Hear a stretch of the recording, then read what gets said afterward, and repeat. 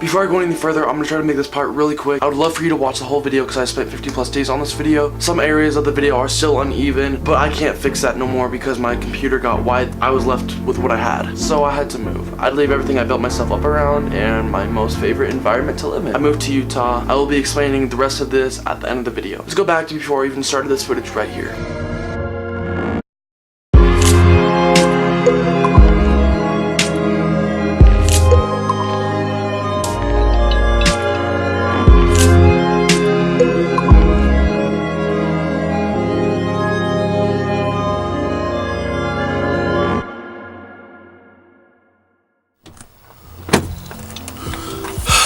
Alright, so it's the next day.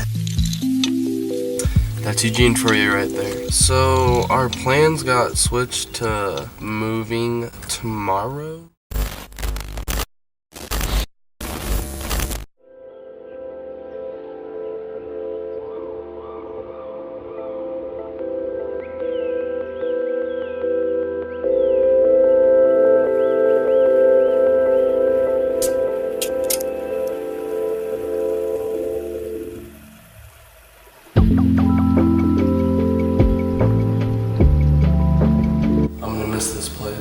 Basically everything. It hurts that I have to move.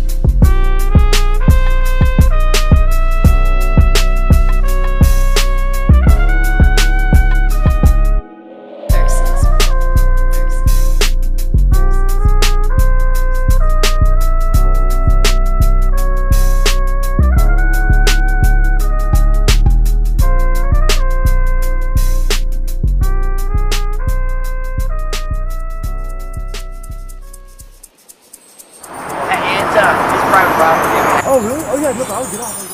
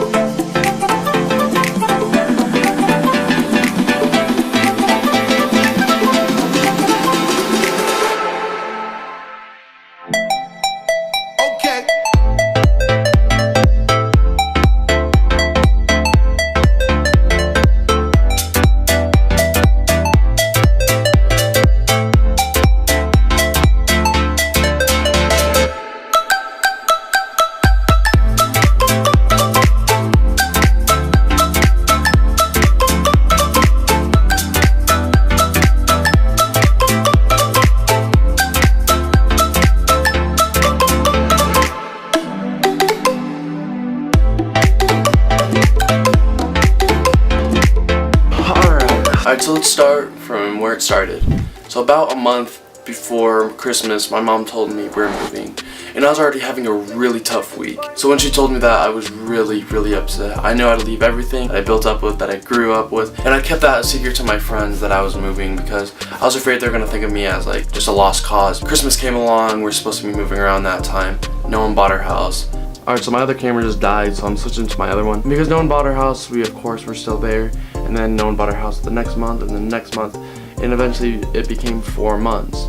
And between those 4 months, I became really depressed, really sad, just giving up on school, because I thought of it as a lost cause because I was going back into middle school. I know credits still count, but like for the stuff I was going through, I didn't care. And because I didn't really tell anyone that I was moving because I thought they were gonna think of me as a lost cause, I had no one to talk to. But then eventually I did tell my friend Kenny that I was moving. And then eventually I told Isaac, and then I told my friend Ethan, and then I kind of just kept it that way. I told them, don't tell anyone else. And so it stayed that way for a while. And then one day my mom told me we're gonna be moving in a week. And I was really happy. I realized it's coming to an end. My suffering will die down, but everything I've built myself around is going away. My friends, gone, so.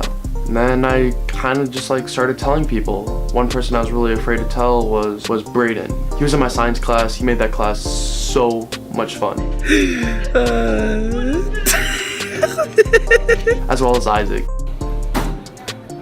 Stop. 3 days before I moved, I said goodbye to everyone at my school. That week turned into days, and then it turned into an evening. That evening, I went to get air with Isaac and Kenny. I wanted to go to get air with Ethan too, but he was at a sleepover, and it was his choice whether to say goodbye to me in person or stay at the sleepover. And long story short, he didn't get to say goodbye. The night came, and then I had to say goodbye to Isaac and Kenny. I had such a blast. I will have a compilation in my Instagram. Here's just a little clip of Isaac.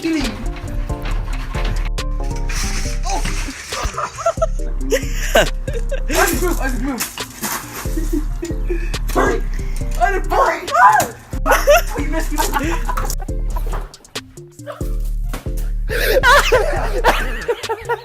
Are you tired, Hunter? No. You're not tired? You want a bed? Yeah.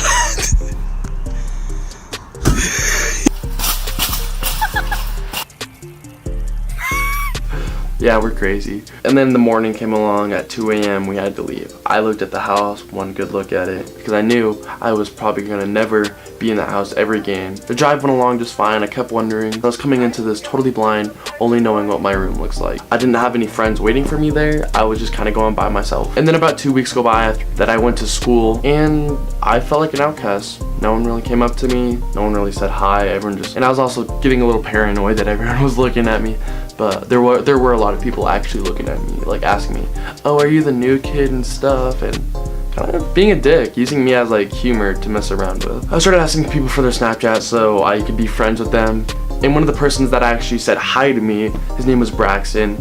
I actually plan on meeting up with him this Saturday, going hill bombing, because he gets a bike this Saturday as well. And then there's this girl, while I was giving someone else my Snapchat, she took my Snapchat as well, and I was happy about that because I felt like I didn't actually need to ask someone to be my friend. She kind of just was like, oh, cool, a chance to be his friend. At least that's what I'm thinking.